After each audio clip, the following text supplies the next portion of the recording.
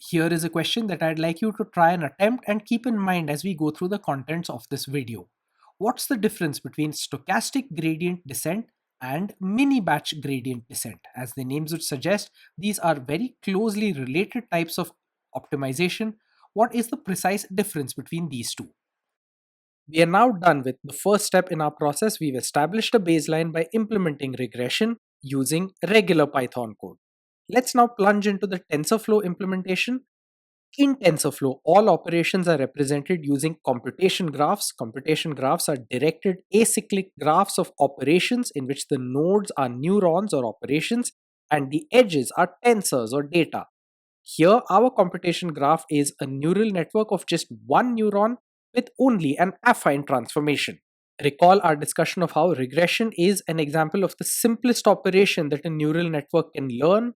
Here, we just have one neuron which takes in a set of points, applies a transformation of the form y is equal to wx plus b, and in this way, it learns the linear relationship and finds the regression line.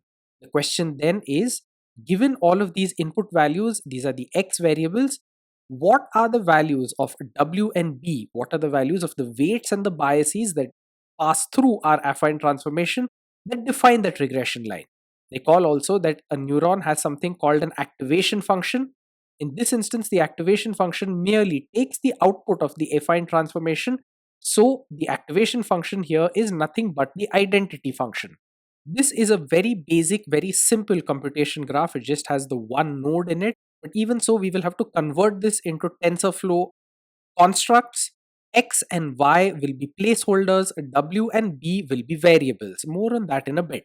The next step after this is to define the cost function.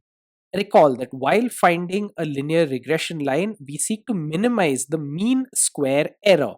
This mean square error, which is abbreviated to MSE, is a measure of the cost. It is a measure of how bad a given fit is. And so what we'd like to do is to find that regression line, which given a set of points, minimizes the squares of the residuals in all of those points. How do we calculate those residuals? Well, it's simple. It's merely the difference between the predicted values as given by our regression line and the actual values of y which we already have.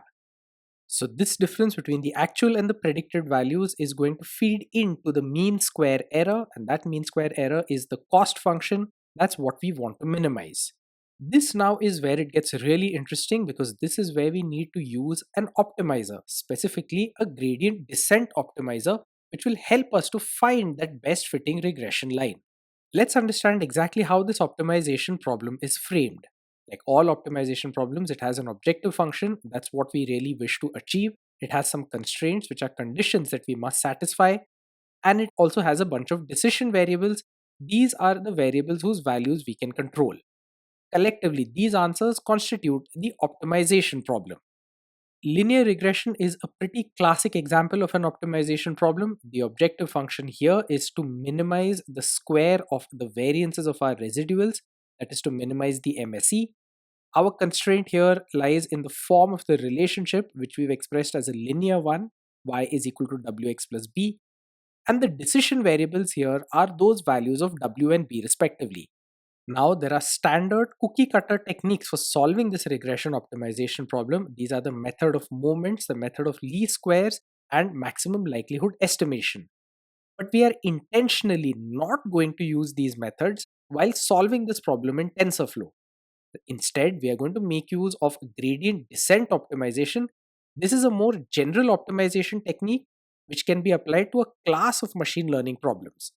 This does mean that as far as the linear regression problem goes, it is quite possible that the solutions that we get using TensorFlow will be less efficient or even less correct than the ones that we would get using these cookie cutter techniques which are optimized for linear regression.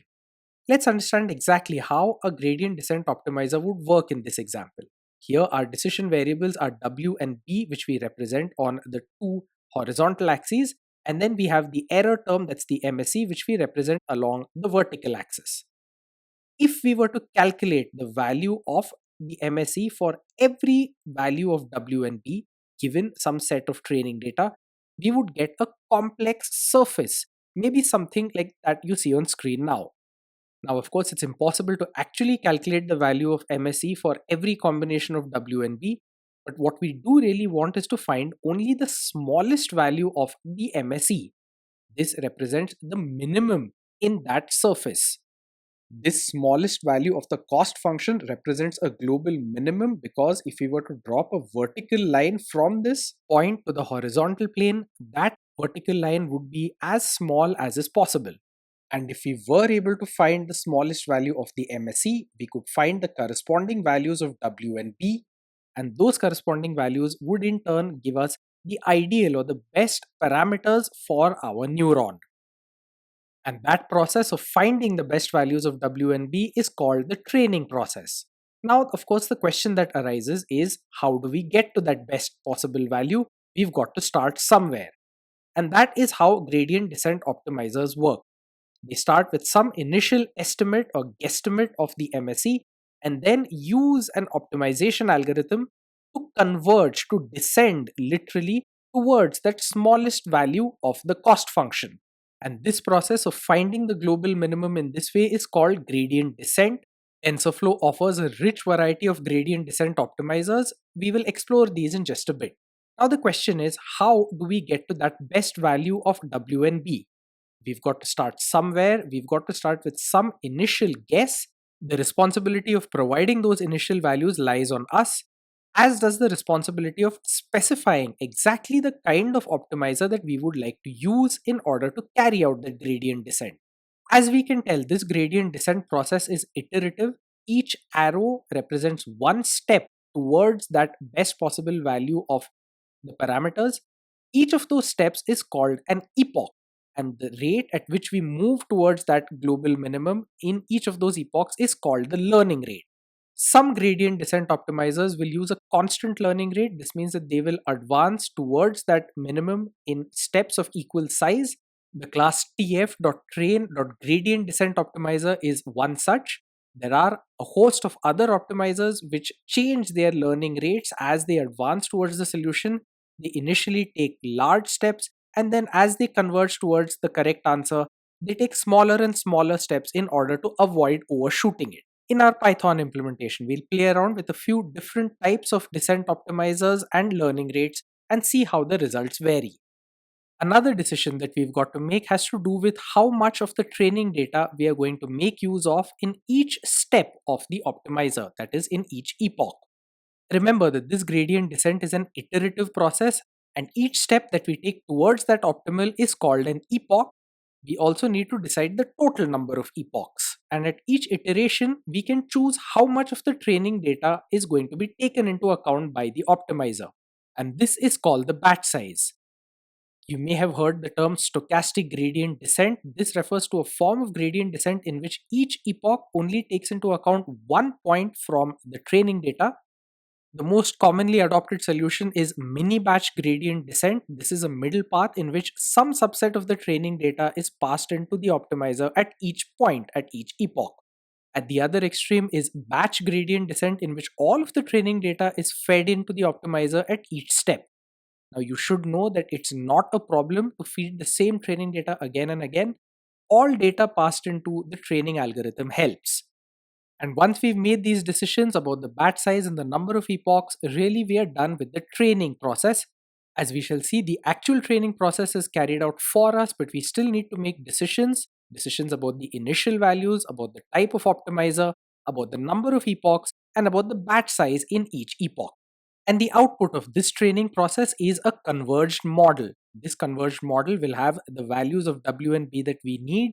We can go ahead and compare this to our baseline implementation, and we can also use this model just as we would any other regression model. So now let's go ahead and implement all of this in TensorFlow. Let's now turn to the question we posed at the start of this video. As we've discussed, the difference between stochastic and mini batch gradient descent lies in the quantity of training data that we take into account at each step of the gradient descent optimization. If we only take into account one point from our entire data set, then that is stochastic gradient descent. If we take into account a subset, not one point, more than one point, but less than all of the training data, then that is known as mini batch gradient descent.